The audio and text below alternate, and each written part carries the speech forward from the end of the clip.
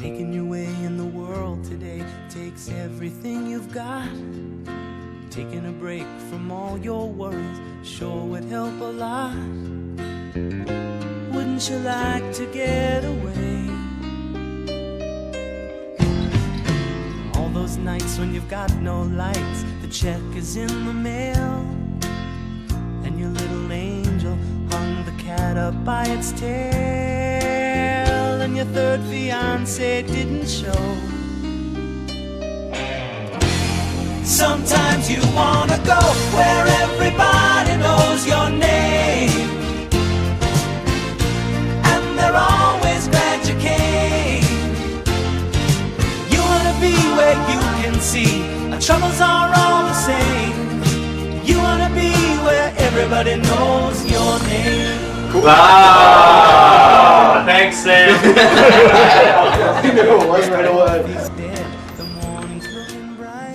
I think Mark and I talked about it with John, and we decided let's get this thing started back up. And just on the steps after a Wednesday service, just kind of said let's meet, and it was 3 or 4 of us, and then we just said, "What are you doing at 6:30 tomorrow morning?" Right. And we just purposed to tell about 15, 20 guys so that 8 or 9 or 10 would show up. And it works. And it works. And now, you know, it's camaraderie. Just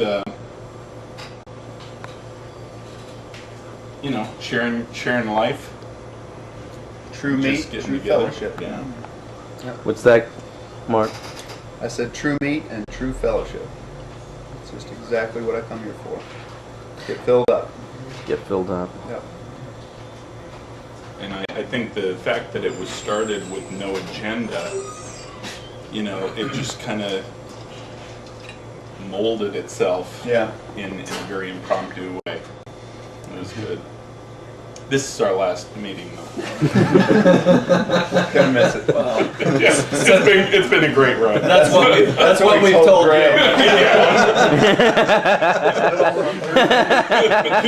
It's my departing week. And it's good to know. I mean, we can come and share life with each other, but it's also good to know that you've got 6, 8, 10 other guys praying for you and specific needs that are going on in your life, and it's sharing time with people that you know, whether they act like it or not. Greg, really care about it. It's not an act. He just doesn't care. Right. I mean, it's more personal, and I know you're looking for something deeper than that, but it's more personal. And I think we were talking about, when someone's missing, like when Mark wasn't here for a couple weeks, you kind of start to wonder. So then the next thing you do is you go to service and say, "Hey, Mark, everything okay?" So it just helps you kind of keep those contacts and wonder what's going on with people. So I think that's what a small group does. I think for me, it's I love genuine fellowship, and this is a part of a real day in real life, and it just starts out the right way, and it helps your entire week because it's just everybody's being real. We're going to real jobs, real situations, real issues for a day, and we address it and pray and do whatever. Denny's. I think it doesn't have to just be Thursday morning. I think this could be a Monday morning or a Wednesday morning or a Friday morning, depending on, or even in Middletown if we have to drive down there. I think that, at some point it could get too big where there's not enough room to have a small group like this, but maybe one of us, and it's not personal, and then it's one of us going off with a group of other 2 or 3 guys. For me, when my wife said, you ought to go, when I was invited by Bobby, she was like, you ought to go. I'm like, I don't need all these guys to tell me, hey, you're doing good, Tell me how to live. I'm fine, I don't need all the, you ladies need that, and I'm serious, it's true. Yeah. I don't, I'm fine. I don't need to sit around and have breakfast with all the guys. And I've been here 3 weeks, and I look forward to this Thursday.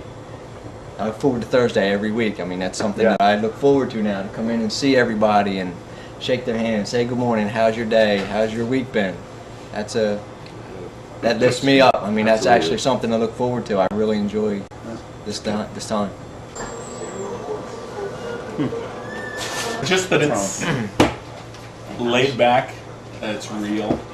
One thing I noticed is, there was a situation with my brother-in-law who wasn't saved, where I was going to be able to spend some time with him, and I knew this group was praying for him. Sometimes you'll say, just in passing, yeah, I'll pray for you, and they might or they might not, but I knew that this group was, and he ended up getting saved, and so that was kind of a victory for everybody.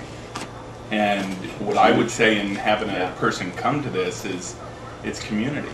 It's getting to know on a real basis, other guys, and developing relationships and friendships. And there are several guys here that I didn't know, outside of just saying hello at church, and getting to know them on a personal level.